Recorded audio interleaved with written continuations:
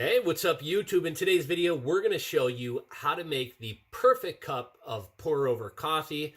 We have two different examples of pour over coffee makers right here.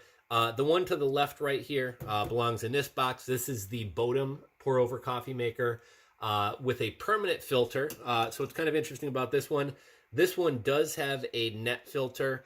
Unless you roast your own or grind your own beans, which I would recommend grinding your own beans. But if you have to buy store-bought or if ground beans is all you can find, I would recommend using a filter in this one just because most store-bought beans are ground fine. And while you can get away with making a cup of coffee, if I'm using store-bought grounds, I'll typically put a filter in. And I'll link to where you can pick up these filters on Amazon.com. They got them in a number of different sizes. What I like about the Bodum, I got it in a package with the filters included. Also came with a scooper as well. This is one of the most popular pour-over coffee machines on the market. And then, excuse me, to the right here, this is the Magnolia Farms Joanna Gaines pour-over coffee maker.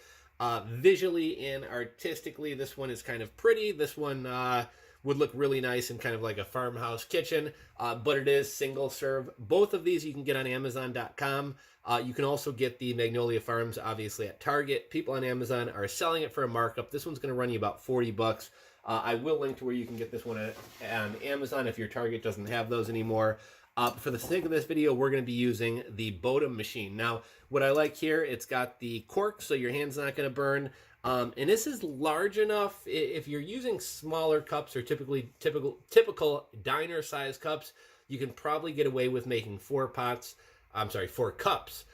This will easily make 3 cups. So, you know, if you're a family of 2 or 3 people, kind of nice to have this one in that you can make 1 pot of coffee or 1 pitcher of coffee and get a good cup and a half each out of it, as opposed to the Magnolia Farms, which will only make 1. Now, making pour over coffee is pretty simple, right? You pour hot water over coffee grounds, and you got your pour over coffee. There are a couple of tips that will help in making the best tasting pour over coffee, and it's just a couple basic things you can do, but it's going to taste a lot better. So first, we're going to take one of these filters here.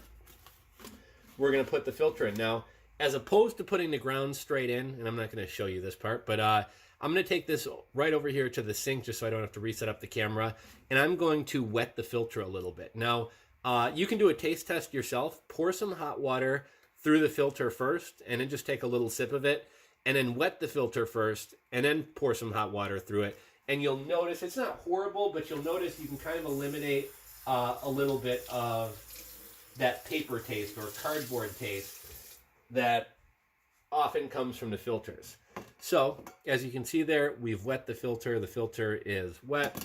And I'm not a huge measuring guy, but typically if I'm going to make about 3 cups of coffee for myself and my girlfriend, about 1.5 cups each, I'll normally do about 4 scoops. So, it's just going to be me today, so I'll probably do 2 scoops here. We're going to take a nice rounded scoop, dump it in there. Another nice rounded scoop.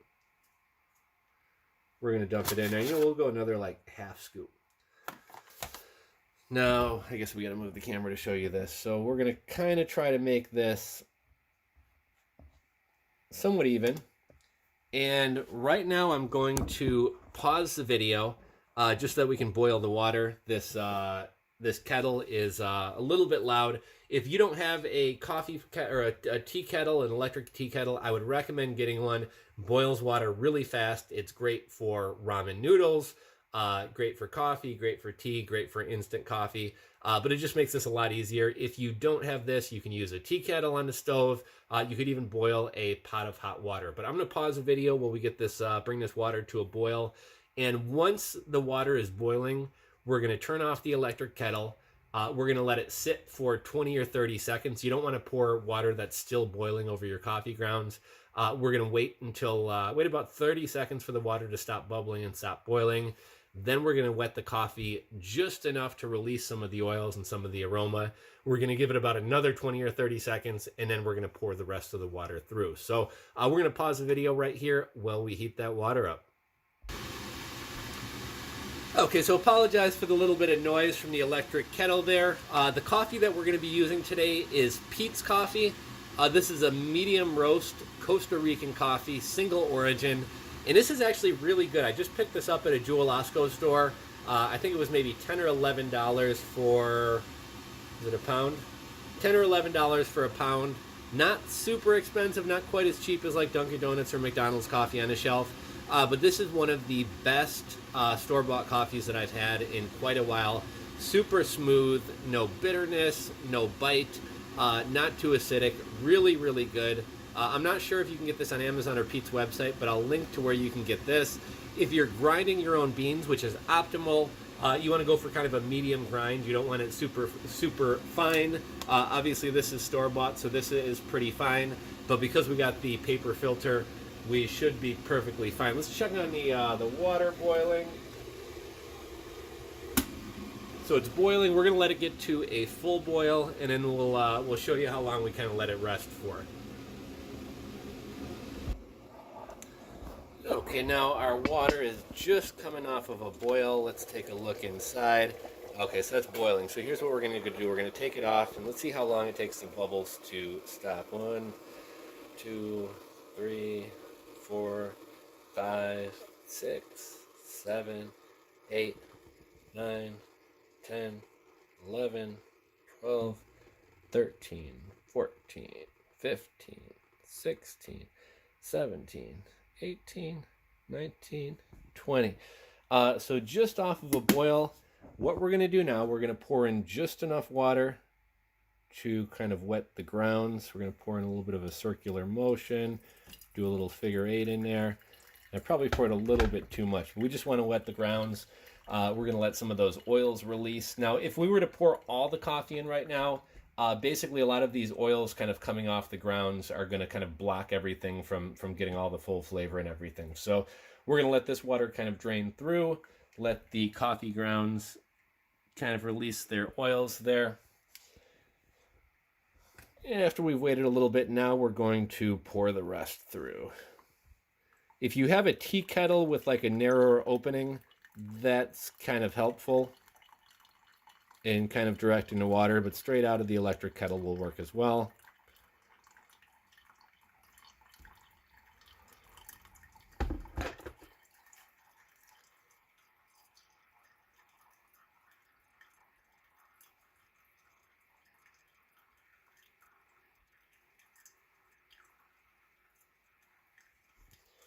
Pour a little bit more. I don't like when the coffee grounds are so finely ground. They kind of look like turds, like mushy poop. But this is really good coffee. Yeah. Right before we enjoy this delicious cup of coffee, let's talk about mushy poop.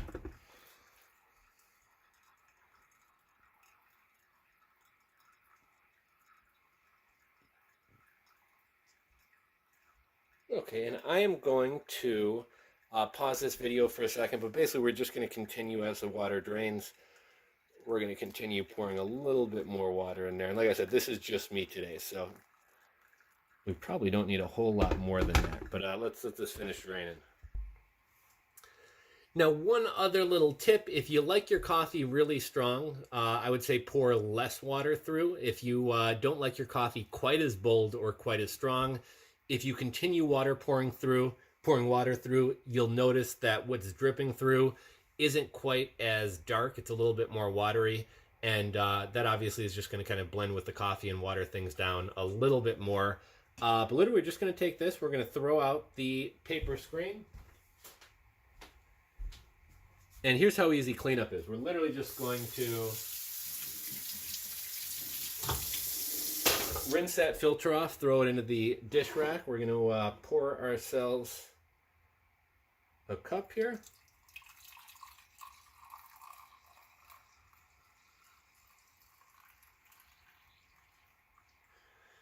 And I really like the cleanup on here is incredibly easy as well. If you want to give this a thorough washing, you can actually take the cork off. Typically I will just dump it.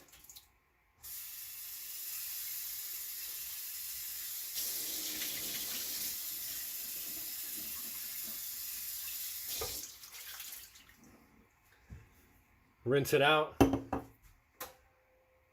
let this dry, and we're good to go again tomorrow morning. I like a healthy amount of cream in my coffee, so we'll cream it up there.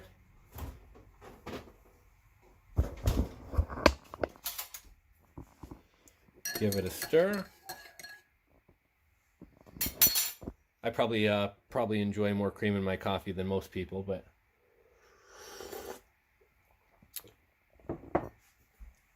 and that is how you make the perfect cup of pour over coffee. Hopefully you guys enjoyed the video. If so, give it a thumbs up. Everything you've seen in this video, from the Pete's Coffee to the Bodum pour over coffee maker to the Joanna Gaines, whatever her farm is called, coffee maker, everything will be in the description box below. And I'm going to let you guys go so I can enjoy a cup of coffee here. Thanks for watching.